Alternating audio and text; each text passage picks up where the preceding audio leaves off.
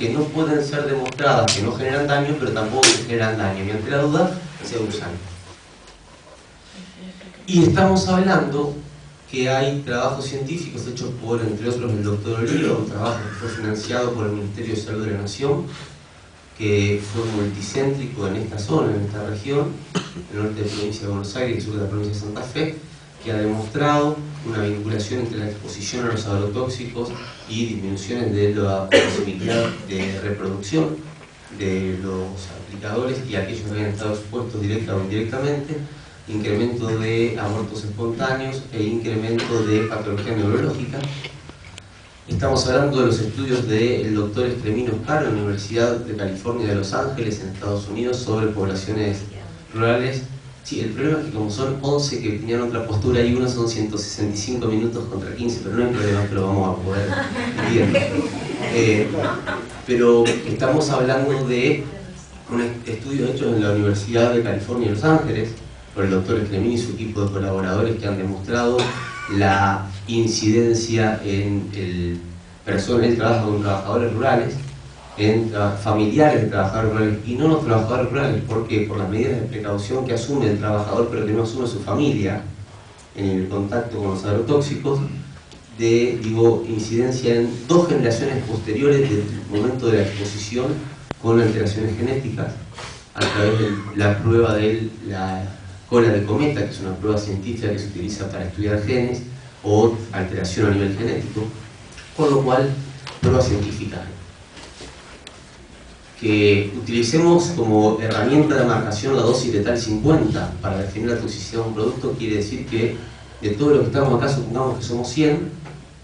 a los 100 nos rocían o nos dan para tomar algo y en el momento, y nos van dando de a poquito, un poquito cada vez más, un poquito cada vez más, cuando se murió la mitad de los 100, decimos, esta es la dosis letal 50. Bueno, cuando se le dio tanta cantidad, se murió la mitad. Y en función de eso, se establece cuán peligroso es o no un producto. Lo que no se está estudiando para establecer la toxicidad y en todo caso las bandas es qué pasa con la otra mitad que no se murió en ese momento, que sigue siendo expuesta a quizás dosis no tan altas pero prolongadas en el tiempo. Y para ir terminando, y pido perdón si me excedí, la comunidad científica ya en el año 80, científicos de la Universidad de Suecia habían demostrado científicamente en el año 80, que en Estocolmo, que para poder expresar en el cuerpo de los individuos una alteración a partir de una exposición debían ocurrir en principio entre 20 y 30 años desde el momento de la exposición para la aparición de los signos y los síntomas. El mismo trabajo demuestra que la aparición de los signos y los síntomas depende básicamente de 3 factores. La intensidad de la exposición, o sea, no es lo mismo estar expuesto a 1, a 10 que a 1000 de una sustancia. El tiempo de la exposición, no es lo mismo haber estado expuesto unos minutos a estar expuesto continuamente a lo largo de varios años. Y la distancia de la exposición. O sea, depende la distancia entre la fuente productora de la sustancia o dañina y el individuo, también de la relación entre esos 3 elementos, más los medios de exposición y de ingreso de la sustancia en el organismo, son los elementos que determinan la aparición de los signos y los síntomas a 20, 25 o 30 años. Con esto, ¿qué queremos decir desde la Facultad de Ciencias Médicas con el rigor que la ciencia nos da? Si nosotros, como lo hemos visto, estamos en la escuela de Runciman haciendo un control de salud de los niños en el campamento sanitario que hicimos en Santa Isabel, y a 5 metros, 5 pasos míos, que no tengo un tranco demasiado largo pero tampoco tan corto, pasa el aplicador con el mosquito fumigando con Roundup porque nos muestra el bidón y no hay nadie de ningún organismo controlando que a 5 metros de la escuela de Runciman, con los niños adentro de la escuela y la huerta que provee de los alimentos de los niños de la escuela, se está rociando con un producto banda verde, rojo, del color que sea, nosotros no podemos como Facultad de Ciencias Médicas decir no tenemos evidencia científica de que esos niños están siendo expuestos a una sustancia que claramente, por los mismos datos que su etiqueta dice, requiere de cuidados que esos niños no están teniendo o que nadie está teniendo para con esos niños en el momento de aplicación. Si nosotros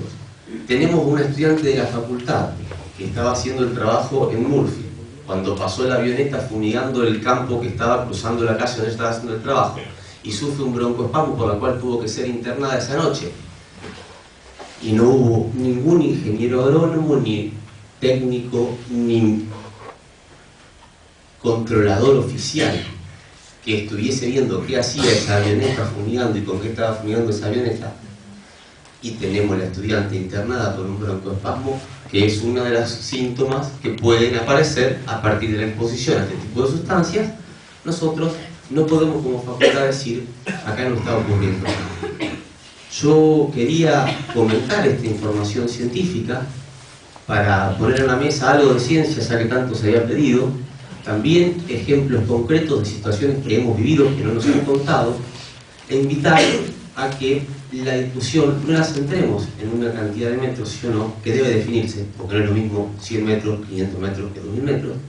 y que empecemos a pensar, y esto lo charlaremos en la ronda de los 5 minutos, que hay otro modo de producción. Y lo que quizás podríamos preguntarnos es, ¿cuánto es el dinero que hay que ganar para justificar que una persona se haya enfermado y o fallecido? Muchas gracias.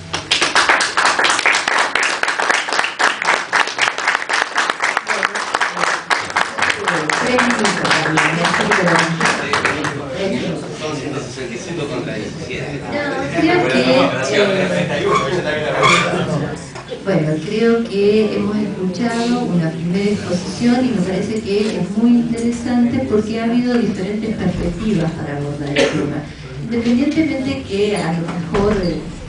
habían algo de simplificación de un lado y del otro, creo que hubo diferentes aspectos desde donde se abordó la cuestión que hoy nos centra, que es discutir a dónde vamos a poner un límite y qué representa ese límite, qué permite y qué no permite, qué estamos dispuestos a sacrificar